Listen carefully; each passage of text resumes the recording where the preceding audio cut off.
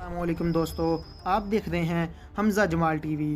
दोस्तों, आज की वीडियो में हम बात करेंगे दुनिया की सबसे खौफनाक बिल्ली के बारे में और एक ऐसे आर्टिस्ट जो कि एक ही वक्त में अपने दोनों हाथों से पेंटिंग्स बनाते हैं। तो चलिए वीडियो शुरू करते हैं। दोस्तों, कॉलिन डार्के का ताल्लुक डेट्रॉयट सिटी से है। कॉलिन ने 5 साल की उम्र में ही ड्राइंग्स बनाना शुरू कर दी थी। वैसे तो कॉलिन पेशे के लिहाज से एक वकील हैं।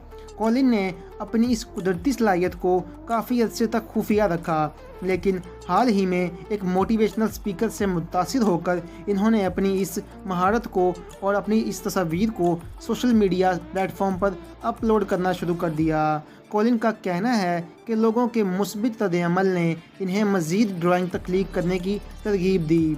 कॉलिन अब तक फिल्मों के मशहूर किरदार, जानवरों और कुदरती मनाजिर की ड्राइंग्स बना चुके हैं। अगर आप भी इनकी मज़ीद ड्राइंग्स देखना चाहते हैं तो नीचे डिस्क्रिप्शन में लिंक मौजूद है, वहां जाकर आप इनकी मज़ीद ड्राइंग्स देख सकते हैं। अब बात करते हैं दुनिया की सबसे खौफनाक बिल्ली के बारे में। दोस्तों, ये जो बिल्ली आप देख रहे हैं इसका नाम जरदान है। इसके जिस्म पर कोई बाल नहीं, इसकी खाल गुलाबी है और पूरे जिस्म पर झुर्रियाँ पड़ी हुई हैं, जिनकी वजह से इंटरनेट पर ये दुनिया की सबसे खौफनाक बिल्ली के तौर पर मशहूर है।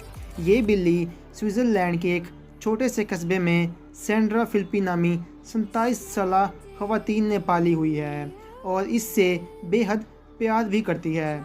सैंड्रा फिलिपी के मुताबिक जो कोई भी पहली नज़र में इसे देखता है डर जाता है, लेकिन ये बहुत ही मासूम सी बिल्ली है जिसे इंसानों के साथ खेलना और डट कर सोना बहुत पसंद है। इनका कहना है कि इन्हें ये बिल्ली पहली ही नज़र में भा गई थी।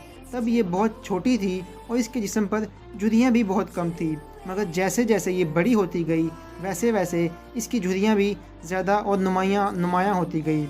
जब इन्होंने सोशल मीडिया पर इसकी तस्वीर शेयर की तो बहुत से लोग इस बिल्ली को खलाई मखलूक समझ बैठे। अगर आप इस बिल्ली की और भी तस्वीर देखना चाहते हैं तो लिंक डिस्क्रिप्शन में है, वहां जाकर आप इसकी और भी तस्वीर देख सकते हैं। उम्मीद करता हूं आपको आज की वीडियो पसंद आई होगी। मिलते हैं अगली वीडियो में, तब तक के लिए अपना ख्याल रखिएगा। अल्लाह हाफिज़।